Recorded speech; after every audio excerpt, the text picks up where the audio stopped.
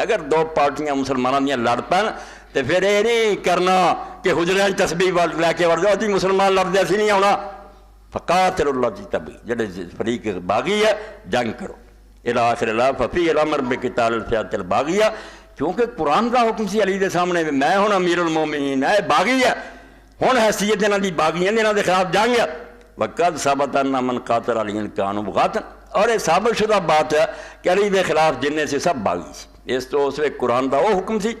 ہوں حضرت حسن رضی اللہ عنہ کے سامنے خود امیر معاویہ نے پہل کر کے رکھ دیتا صلح کر لا، یعنی ایک ایسی مصیبت فساد کا اتوں گلوں پھڑ لیا، صلح نہیں کرتا پوری امت والے ہو جائے کہ تسی فساد ہی چاہتے جی، قرآن کے خلاف ہے کہ اللہ آندا جو کافر بھی صلح آرام تو صلح کرو، اس مصیبت اور نہیں کروں گا تو نتیجہ سوائے دیکھی ہے بھئی یہاں قتل ہوگا یا قید ہوگا۔ اور ادھر ہی امیر معاویہ رضی اللہ تعالیٰ میں آخر بندوبست کر لیا، جب خطاً کا پرندہ ہی بھیجیا نا بیا جڑا لشکر رہ کے آ رہا خط پڑھ رہا ہے، اتنا پیسہ تقسیم کیتا اور انہوں لوگوں بے ایمان کرپشن روندے تھے،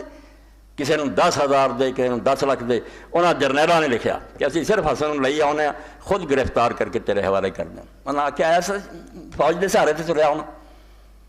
آپ نے پڑھیا اور نال حضرت قیس ابن سعد نو صحابی رسول نو 12,000 دی فوج دے کے بھیج چکے تھے تو اگے چل میں لشکر لے کے آنا، کوئی صلح دا ارادہ نہیں مگر صلح راتی وچ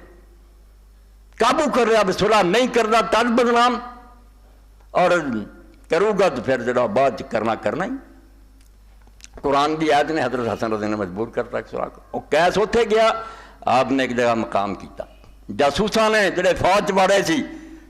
نعرہ مار دیتا حضرت حسن دے لشکر کی قیس قتل ہو گیا، جھوٹا پروپیگنڈا، 12,000 دی فوج لگ انہاں دا چمر کر دیندا، حضرت سعد بن عبادہ جھوٹا ہے نعرہ مار دیتا، وہ نتیجہ جڑے لشکر کی منافق سی انہوں نے حضرت حسن تے حملہ کرتا، مسلح کھچ لیا، آپ دے تلواراں ماریاں زخمی ہو گئے، آپ مدائن چلے گئے،